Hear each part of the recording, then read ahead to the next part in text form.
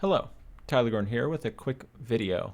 I wanted to make a showcase of a very simple double piston extender design that I came up with that I haven't seen anywhere. Now, before you watch on, I want to go ahead and mention first that this is different than most of the ones that you'll see because it doesn't worry about pulling back the block that it's pushing. So, not useful for things like, a door or, whatever. But if there's a specific use case where you just need to push a block down twice, this is a fantastic solution for it. So anyway, taking a look at it, you can see both fully extended and back up. So I'll demonstrate with some concrete here.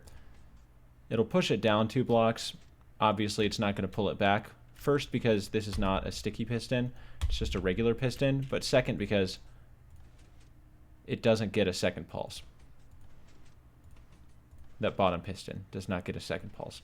So this can be fixed with a little kind of observer circuit where the top observer QC powers the dropper, and then this gets updated on its way back. But there are better designs for a retracting double piston extender out there, so I wouldn't recommend using that, just showing what's missing with this design. This could also be used, in fact the reason I'm using it at all is for something like this where I just needed an immovable block that gets in the way of a flying machine, for instance. So if we've got a flying machine going along, we'll get some slime block here. There we go. If the flying machine is going past in this path, if this piston were next to it, it's going to stick against the side of it. So I wanted something that could conditionally block the path of a flying machine, but also wouldn't interfere with it as it flew by. So that's what's going on over here, basically. If I run this, it gets redirected on its way past, and then it kind of goes through its circuit.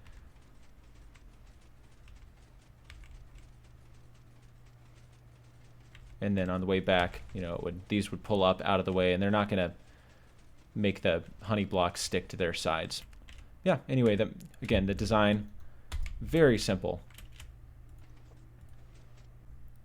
Okay, so how does this work? Obviously, when we power the block here, we're inverting the torch tower signal. So that's kind of the first bit, but there's actually some interesting stuff that's going on here. So you'll notice that as soon as I depower, the torch turns on, which means that this block is also being powered at the same moment. So in essence, both of our pistons are being powered at the same time. So why is it that just the top piston extends?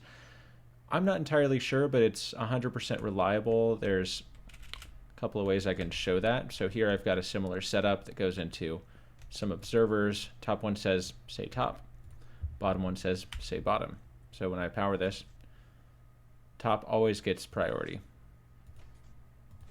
So kind of cool. Now that in this case, I'm powering the block of the bottom observer directly, and then the top observer with the torch. Here you notice bottom happened first. These are both happening in the same tick, but it's just kind of sub-tick priority at work. Back up here with our example, since the top one gets priority, it extends before the lower piston has a chance to extend. Once it's down in this position, however, it's going to be QC powered by the torch. So now the retractions may be a little bit more interesting.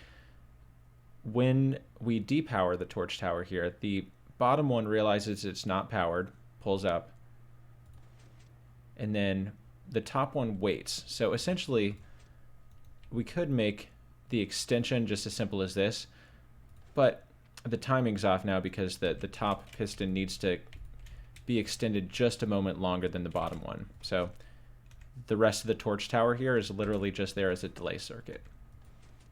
So I think that's kind of neat. Anyway, hope you enjoyed. The stuff behind me is a part of a bigger project that I'm working on. I'm going to make a video on that here soon. It's going to be my first farm video. I'm going to start with one of the most important farms in Minecraft, we'll say, which is entirely untrue, but that's going to be my hook. So have a great day. Thanks for watching.